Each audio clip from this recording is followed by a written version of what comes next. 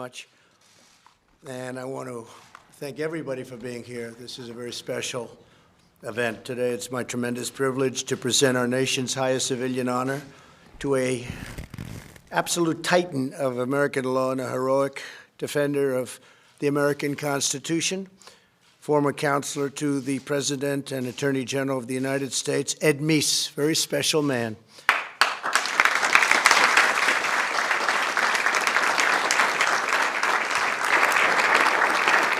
Ed, congratulations on receiving a really incredible award. This is something that we have the Congressional Medal of Honor and we have the Presidential Medal of Freedom.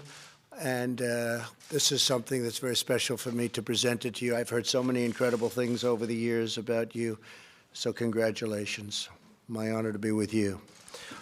We're delighted to be joined by Vice President Mike Pence, Attorney General William Barr, Bill, Acting OMB Director Russ Vought, and Heritage Foundation President Kay Cole James. Hi, Kay. Also, he did a good job, didn't he? Also with us is Ed's terrific family, his wife of 61 years, Ursula. Thank you, Ursula. It's a long time. Good husband. He was a good husband, at least for the first 38 years. Along with his children, grandchildren, and his great-grandson, Liam. I know you, huh? He grabbed me. I said, I like this guy. Good. Thank you for being here.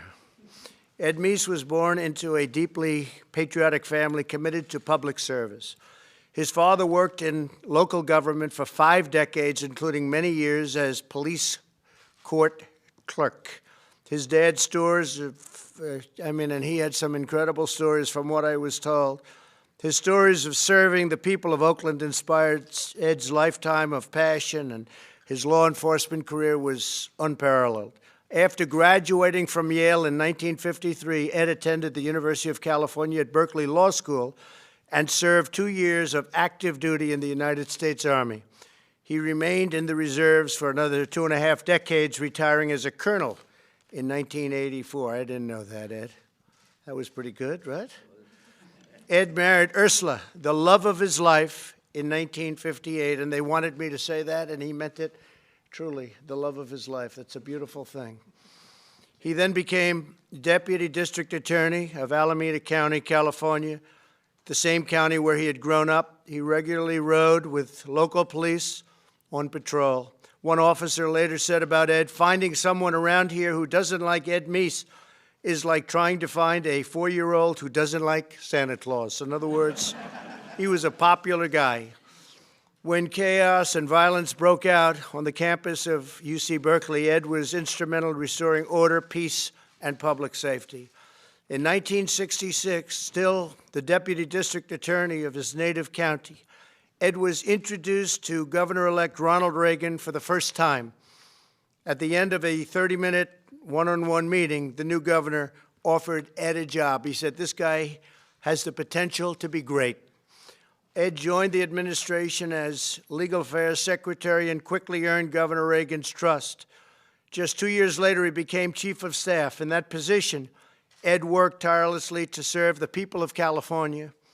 He helped negotiate the first major welfare reform in the nation, fought for the governor's legislative priority, and helped propel Ronald Reagan onto a national stage, and it was a stage that was a truly great one. He became a great president.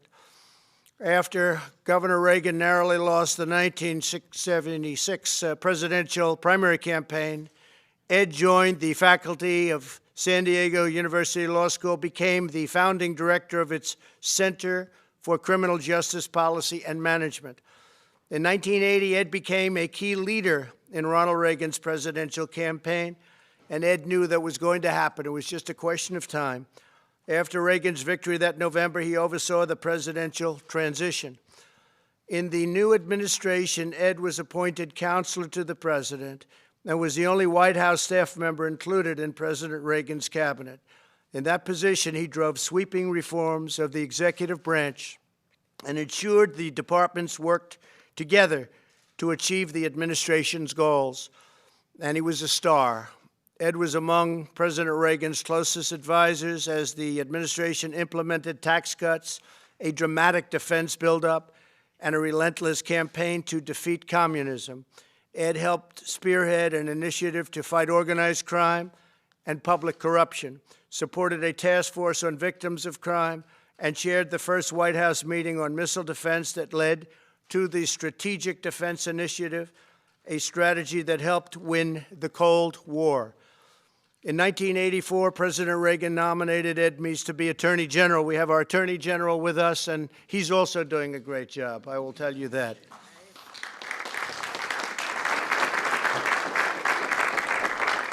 In the course of a grueling nomination process, he showed incredible grace and grit. The Democrats tried to derail his nomination, but Ed stayed strong. And after 13 months, he was finally confirmed. That sounds like the kind of things we go through. You know, if you win by one vote today, it's like considered a landslide. That sounds no different. Boy, things don't change very much, do they? Do they, Kay? I don't think so. Over the next 3 years, Ed would deliver monumental change for the American people. As Attorney General, Ed led the battle against drugs. He aggressively targeted traffickers and their assets. He also chaired the National Drug Policy Board and coordinated the administration's response to the drug crisis. In the years that followed, the strategy proved successful. Between 1982 and 1992, drug use by young adults plummeted by 50% nationwide. Would you like to make a comeback? That's a pretty good number. You know, we've got it down 18%, but I like 50% better. But we're dealing with a whole new set of drugs, unfortunately. It's a very tough situation. Perhaps Ed's greatest contribution to American law has been his unwavering advocacy for the legal principle that judges must adhere to the original meaning of the Constitution, setting aside their own personal and political views. Through the decades, Ed has been one of the most eloquent champions for following the Constitution as written. To ensure fidelity to our founding documents, Ed supported the growth of the Federalist Society and worked to confirm supremely qualified judges, including the late, great Supreme Court Justice Antonin Scalia, whose son just became the Secretary, you know that, Secretary of Labor. Gene just had him in, and it was a great ceremony we had. After concluding a historic tenure as Attorney General, Ed joined the Heritage Foundation. Over his 30 years at Heritage, he helped create the foundation's Legal and Judicial Studies Department, which is now named in his honor. And we're talking about judges, and I will say Heritage has been very helpful with us also, as you know.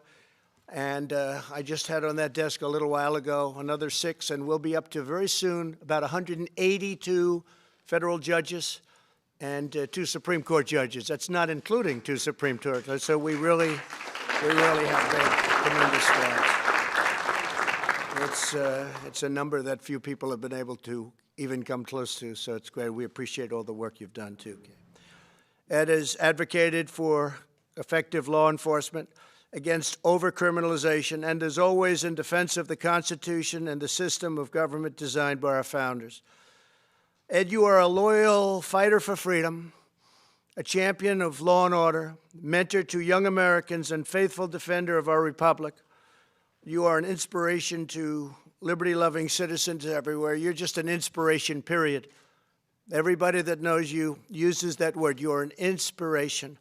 On behalf of the grateful nation that I love and that we serve, I want to thank you. I want to thank you for your incredible lifetime of exceptional service and of devotion to our country.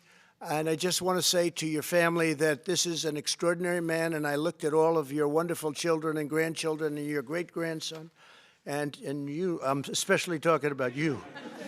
You have very good genes. Just remember the president. You have great genes between the two of them, okay? Great genes. So it is now my honor to ask the military aide to come forward and present Edwin Meese III with the Presidential Medal of Freedom. Thank you. Congratulations, Ed.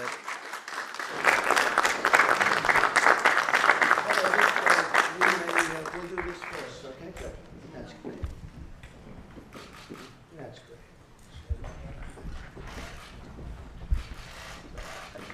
Are you okay? Good. Edwin Meese III has long been thought leader and strong conservative voice on matters of law and policy. As counselor to President Ronald Reagan, Mr. Meese helped to craft a foreign policy strong enough to help end the Cold War and played a pivotal role in helping to secure historic tax cuts. As Attorney General, he promoted federalism and the original public understanding of our Constitution. Since leaving public service, Edwin Meese has continued to champion our nation's founding principles through his extensive work at the Heritage Foundation. The United States proudly honors Edwin Meese III, who has dedicated his life to serving our nation and protecting our liberties.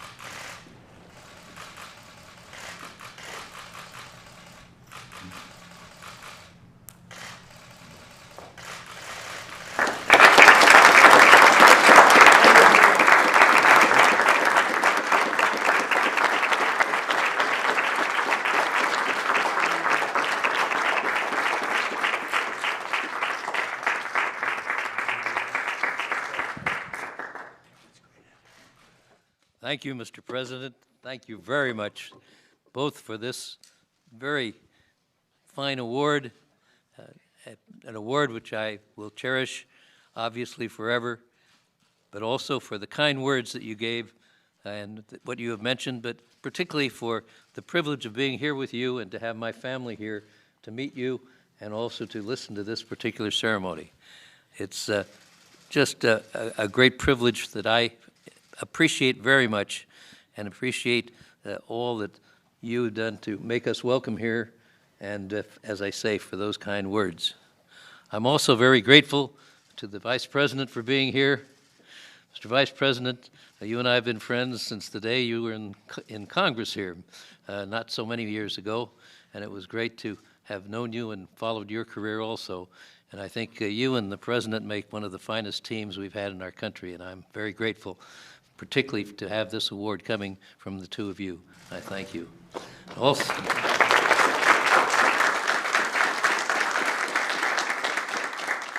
I also want to mention Bill Barr, and I thank you, Bill, for this. You and I started work together in the first term of Ronald Reagan. You were in the Office of Policy Development, and you have risen to continue the string of great attorneys general in this country, and I certainly appreciate what you're doing now.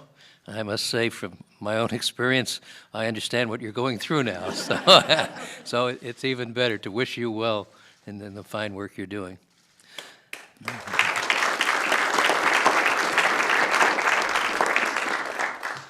Mr. President, I'm also really honored by the members of your administration who are here today. As I look around, I see so many good friends here.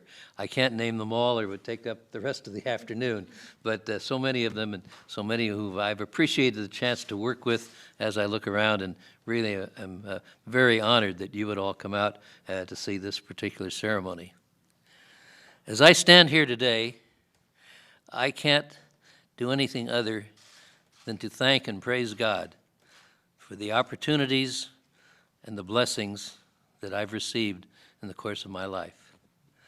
And of course, one of the greatest blessings in my life has been my wife, as you point out, of over 60 years, who is with me today, and who is my best friend, a partner in everything I've done, and a great teammate. Particularly, I attribute to her the handsome family of kids that we have here, and also to my whole family. The family has been my foundation throughout our married life, and it's just great to see and to be with all of them today. And Mr. President, you honor me by allowing them to participate in this particular event. And you know, it's just great to know that we have here today 4 generations of Meeses, and so it's a great honor to have them here. You spoke about the privilege that I had of working for Ronald Reagan. And I will always be indebted to him, not only for the honor he did by having me appointed to serve under his leadership for 30 years. from 1967, when I first served, as you pointed out, as his Legal Affairs Secretary, to 1997, when he went into the total security, total isolation, really. And I had that privilege to work for him in the state of California, here, as you pointed out, obviously in Washington, D.C., and then following that, both in the building of his library, and today I still have the privilege in the Young America's Foundation. They now have taken over his ranch in Santa Barbara, and I have the privilege of serving as the co-chairman of that ranch board of governors. So Ronald Reagan was a pivotal part of my life, and I am always grateful to him. But you know, the things that you mentioned, and you were very kind and generous in all that you said, the things that you mentioned are something that I could not have done by myself. I was always very lucky to have a team of people that I was able to work with, and over the period of time, I can't think of better people than anyone could have as teammates and people participating in the work of the United States of America, both obviously in my early days, but particularly over the last 30-some-odd years as I was privileged to work here in Washington, D.C. One person who has been a friend, a counselor, literally, and also a great teammate has been Ken Cribb, who is here today. And he is... Ken has always been there by my side and giving me excellent advice and help, and as I say today, always having my back, and I'm very grateful, Ken. Another person who was with me and who has joined me in the Department of Justice, two people actually that are here today that I want to mention. One is Mark Levin. This was before he became famous.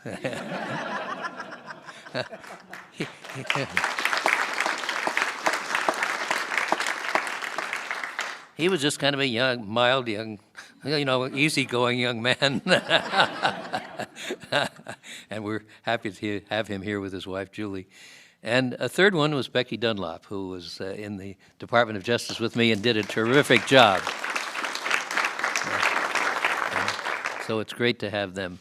And of course, Bob McEwen, who is here, has been an advisor and a helper to me in the conservative movement and an inspiration as well as a great teammate. And then also it is great because, as you pointed out, when I was privileged, when I left the government in the end of 1988, I was privileged to be asked to join the Heritage family, and under Kay's leadership and Kim Holmes, and now today with John Malcolm heading up the Legal Center, and with Bridget Wagner, who is here. Becky was with us there. We've just had a great time and a great team of people that I was privileged to work with there. It's been just a great thing for me to have all of these opportunities, as I mentioned earlier, and I'm very grateful to all of those people that are here. I also am grateful to another guest, our pastor, Pastor Bill Mann. Bill Mann has been a great spiritual leader for our family, and I'm grateful very much for that. I'm just, as I say, there's so many things to be grateful for today, and the only thing that I would do, Mr. President, is mention a couple of things that particularly are meaningful to me. You've done so many things, but there are three things that have been particularly meaningful. You mentioned one of them, and that is your commitment to the Constitution and your commitment to making sure that it's interpreted as it actually reads. And for that, you've appointed these outstanding judges now, which is a monument to justice and the rule of law that will last literally for decades. And I'm grateful for that. The second thing is your emphasis on religious liberty. Your speech to the United Nations was, I believe, the first by any president to talk about that subject before this august body, and there's no group that needed that encouragement more on that particular subject. And finally, I am grateful, and Ursula's grateful, because of our family, for your support for the armed forces of the United States. You have not only given them leadership, you've given them the resources they need, but you've gone beyond that. You have shown your personal respect for every man and woman in uniform. And that's something that really is not only good for them, but also for their families, so that their families can see the dignity that you appreciate in the work that our military folks are doing. All of these things are very important to us, and as a result, today, I couldn't be happier and I couldn't be more grateful to any person for what you've given us here today. Thank you, sir. Very much so much. Thank you. Beautiful.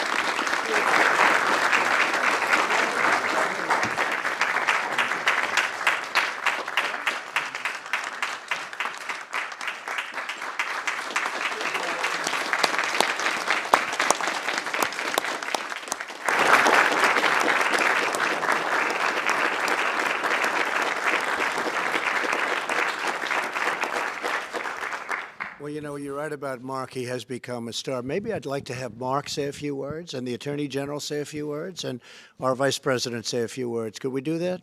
Come on up first, Mark. Just nice and easy now, Mark. Nice.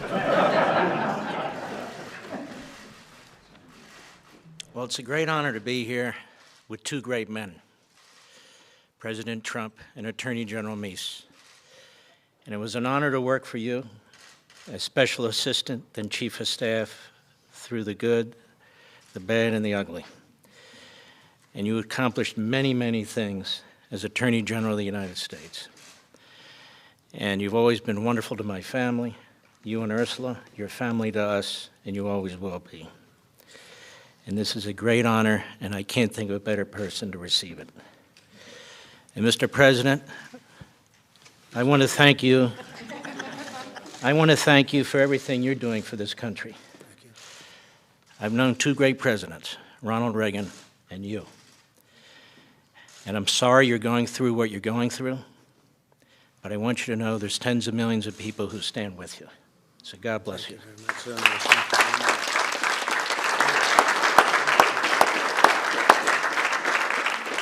That's very nice. Thank you very much. Bill? Mike? Come on, come on.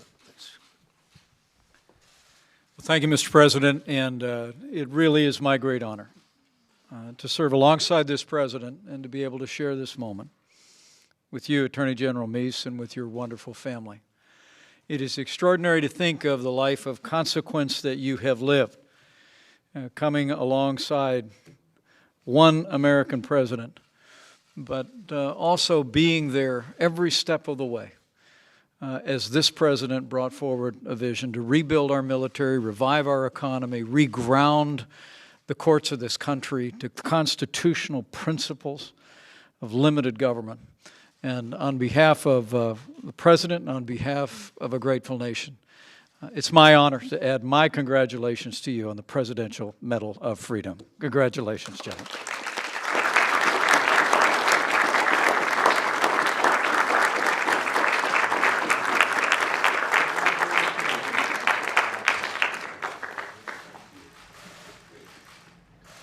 Thank you very much, everybody.